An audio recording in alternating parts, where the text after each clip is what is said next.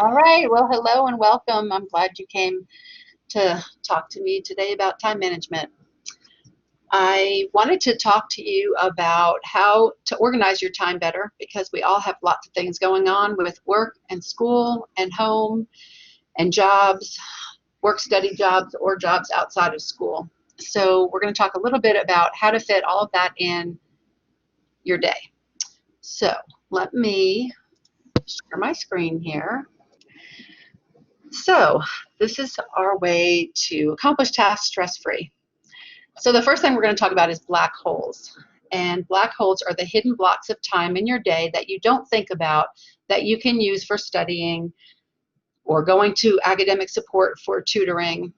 And the first thing I'm going to show you some examples of some planners where you can look at blocks of time and see where your black holes are and what that means and what it looks like. But first, I want to talk about when you're in school, treat it like a full-time job. If you were at a full-time job, you would be at work 8 to 5. You wouldn't be making plans to go out and hang out with your buddies or whatever. You would do that after work. So the first tip is to use the time that you're here as if it's a full-time job. So if you're not in class, use the time in between classes to study or to go to academic support for help, but don't waste that time, because my goal is that when you go home, it's your time and it's free to do what you want, to be with your family, to relax, to have fun, to hang out with your friends, whatever it is that you want to do, but not have to stay up all night doing homework or do that after hanging out with your friends or spending time with your family. So when you're studying, we're going to talk a little bit about that, but study anywhere, anytime. So if you study little bits all the time, like if you're on the apple cart, you can study while you're on the apple cart, or if your kids are at a game, you could study while they're playing or practicing, or if you're in a doctor's office, you can study while you're waiting. So take those little blocks of time that might not be a lot, but you could get a little bit in during that time. So this is some examples here. Here's a blank planner. So you could create this for yourself. And the first thing you're going to do, as you can see on the right, you're going to put in all the things that you do during the day. Put in all of your classes, your job. I have in there driving to school because that time in the morning, that would be where I'm driving to work. Your dinner, your work outside of school, all of your obligations. Now, I do have a couple extra things in there, like reading a book or relaxing or TV. But as you can see, there's lots of black holes. And often students say, I don't have time to study. I'm so busy and I have so much going on that there's not time to study. And from this planner, you can see that there's a lot going on in this person's life. But there's still a lot of black holes, even with some free time that they have at the end of the day, where they can either add more free time or they can add study time. You can see in the purple where it says tutoring. So we've even included time in there to go to academic support if you need tutoring, or the writing center, or any of the other support systems that we have on campus. But you still have plenty of time to get your homework done, because there's lots of what we call black holes here that you can do so that when you are done, like we said, 5 o'clock, you don't have to be doing homework all night. Here is where I think we turned some of those black holes into the light purple where it says homework, homework, homework. And even in the evening, we did put some in the evening, which is kind of against what I'm saying. But you could add it in up here as well, so that in the evening you don't have to be doing that. But hopefully you get an idea of lots of blocks of time that you have that you think you might not have. Okay, goal setting. One of the things with time management is to set goals and to stick with them. So you've got short-term, mid-term, and long-term goals. So short-term goals would be things like, I want to get through this semester. It could be a month goal, like I want to get an A on this paper that I have to write, this research paper. So in order to work on that short-term goal, it might mean going to the writing center and having someone look over your work.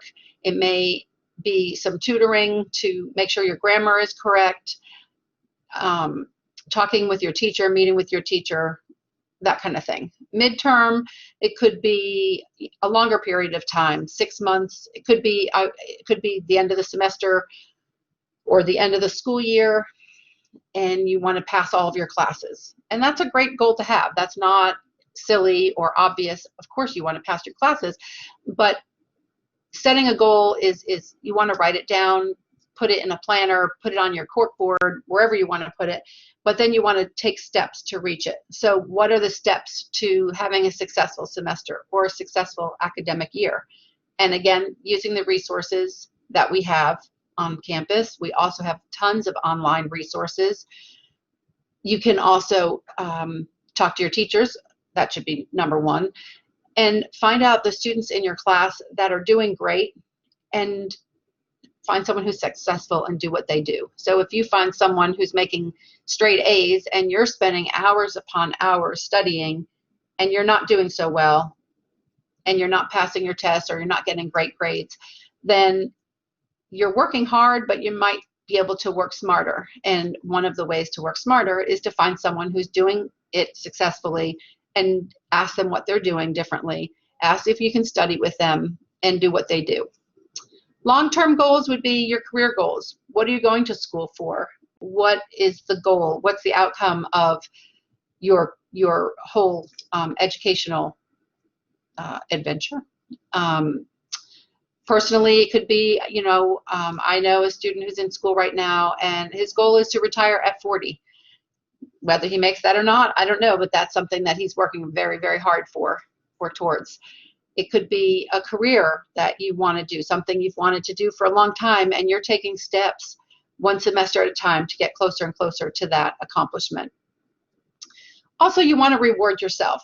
And if you do well on a test, when you were a little kid and mom would put your paper up on the refrigerator and display it because you did well and she was proud of you, well, there's nothing wrong with you doing that yourself. And it sounds silly, but when I was in college, I was an older student, and one of the things that I recognized with my students that were in class with me was that they felt like no one cared. It wasn't like when they were little and mom was going through their folder and seeing what their homework was and seeing how they did on a test. It was all up to them now. And they felt like, and I heard them actually say this, why bother? No one cares, no one's looking at it.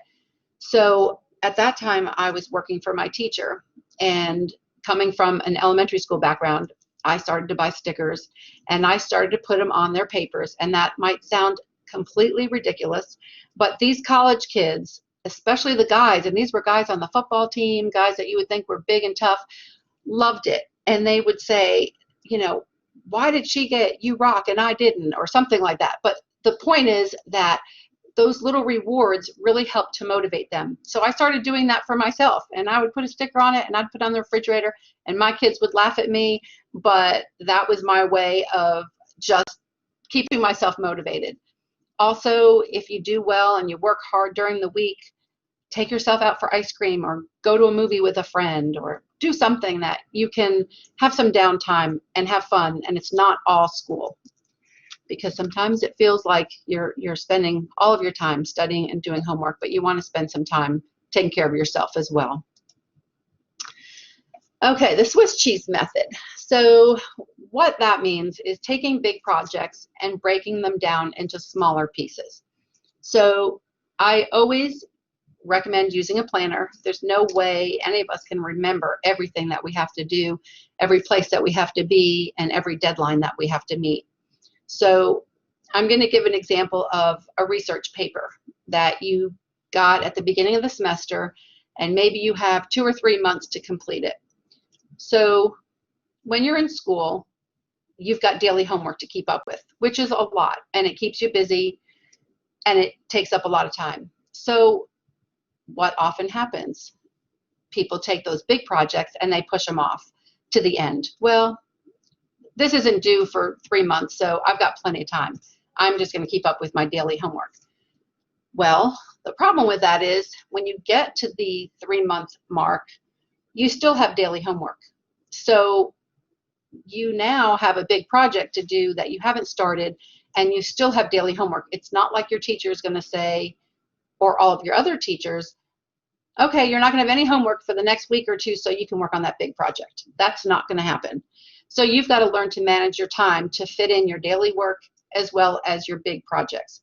So this is where the planner and the Swiss cheese method comes in. And I'll give an example of how I did it when I was in school. So if I had a big research project, I would write in my planner a goal for every Friday that were really small, really manageable, and able to do easily with your daily homework. So for example, the first Friday I might say, pick a topic for your paper. Very easy. You can still do your homework and do that. The next Friday I would say, have 3 resources. So I would get 3 resources during the week. Still a small little piece. The next week I might say, have an outline with 3 important topics that you're going to talk about.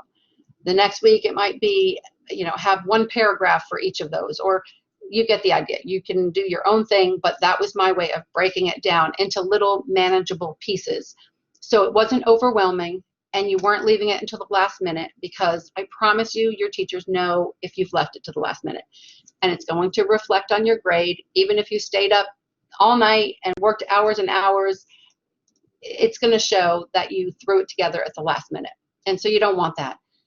By breaking it down little by little like this, I was able to turn my work in a week or 2 weeks early, and other students, would kind of laugh like, that's crazy. But what if I missed a big part of that project that I just totally missed, and I turned it in on the day it was due, and all that work was for nothing? So by getting it turned in a little bit early, I had time for my teacher to look at it and critique it and give me suggestions, or if I missed something, let me know, and I still had time to fix it and get it turned in on time. Or another thing that I used to see when I was in school, being here and I was at App, wintertime, sometimes someone would go skiing and they would break a leg, and they would say to their teacher, I didn't get this done because I broke my leg and I was for 2 days, or I had surgery. And that may be true, but your teacher is going to say, well, you had 3 months to do this. So maybe the last week you broke your leg, but you've had 3 months to work on this, and there's no extensions and there's no excuses, because now you're an adult and you're in school and you're expected to keep up with your responsibilities. So again, breaking it down into small pieces, you're not leaving it to the last minute, and then if an emergency happens or something happens where you can't do it, you end up getting a 0. So start early, continue, make small little goals, and don't stop until you're done. Get your work turned in early if you can, and have time to make corrections and still get it in on time. Okay, so some study tips, which I always say it takes time to save time. And so sometimes that might sound confusing. When I was in school, I would go to academic support all the time and do my homework with a tutor or work on projects with a tutor. And some students might say, I've heard them so many times say, I really don't have time to go to academic support. Well, we already looked at the black holes where you might have time that you didn't think you had time for. But also, I noticed, or I learned quickly, that if I went to academic support and worked for an hour a day with a tutor doing my homework, it saved me trying to figure it out on my own 3 and 4 hours a night. Sometimes 1 in the morning I was doing homework and trying to figure out, certain math problems. And then I learned to go to tutoring and go every single day, 5 days a week. And it sounded like a big time commitment, but it helped me to make an A in a class that I probably would have failed if I had done it on my own. Repetition is something that stores your information into your long-term memory.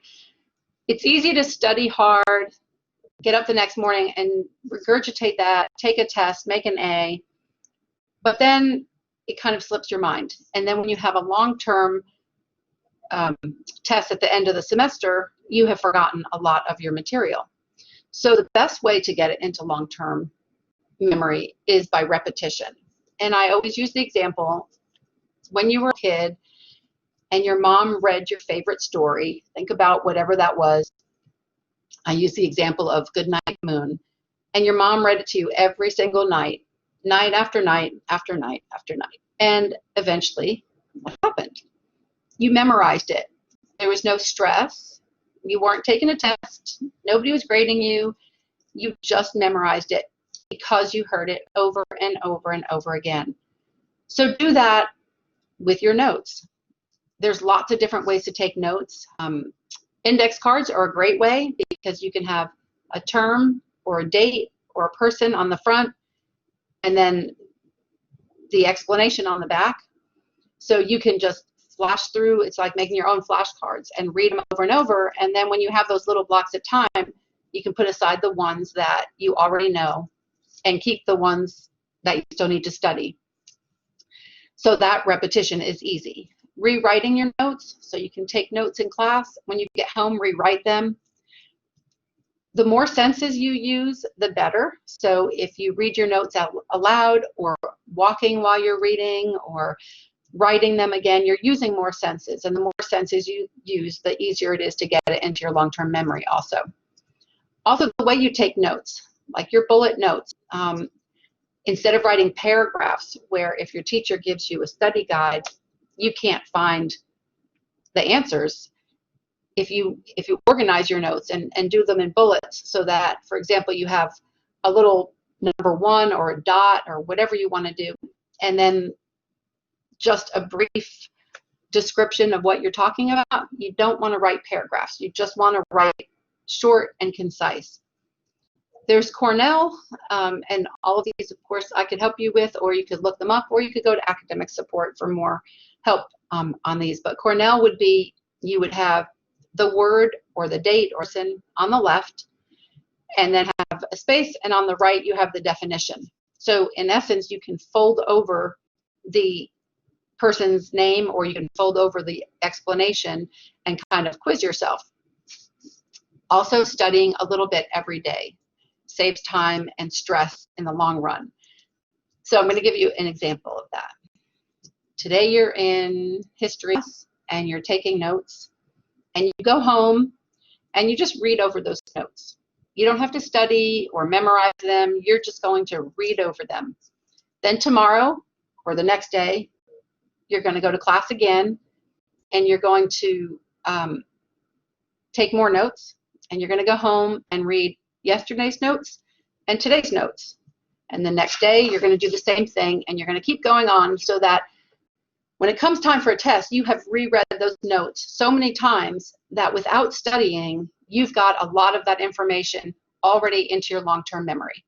So it saves time in that you're not having to just cram study a minute. You're doing a little bit every day in a non-stressful way, and it's getting into your long-term memory and helping you to keep that in there for tests and for end of grade or end of semester cumulative tests, because you don't want to have to go back and relearn everything from the beginning. You want it to stay in there. Well, I've talked about being an academic support, and I can tell you that the students often that are straight A students or AP students aren't necessarily smarter than you. They just use the resources, and because of that, they're making possibly better grades. So I know if I wasn't getting tutored in math every single day, I probably wouldn't have passed it, and I made an A. That is the most proud A I've ever made, because it's the one I worked the absolute hardest for. It's the one I lived in academic support for a whole semester and 4 tutors, and went 5 days a week, whoever had an opening, and I worked really hard. Does that mean I'm a genius at math and it comes easy? Absolutely not. It means that I knew I needed help, and I took the time, I made it a priority, and I went there and I got the help, and I had someone reiterate every day what I learned in class, and it helped me to remember. All of us learn differently, and sometimes you have a teacher that you say, awesome, and you have one of your friends in class that says, oh, I can't stand that teacher. I don't understand what they're saying. Well, it may not be that the teacher is a bad teacher, and it may not be that you aren't smart enough to learn. It just means you learn differently than that teacher teaches. So when you go to tutoring, someone else explaining it in a different way that has maybe a different learning style that matches yours could make something that seems really complicated really simple. And that would explain why sometimes, you know, students have different opinions of teachers, and it may not be the teacher. It's just your learning style doesn't match that teacher. So you've got to make sure that you can adapt to them. And one of the ways is by having someone else that teaches a different way. And sometimes you can go through several tutors until you find one that makes sense and helps you.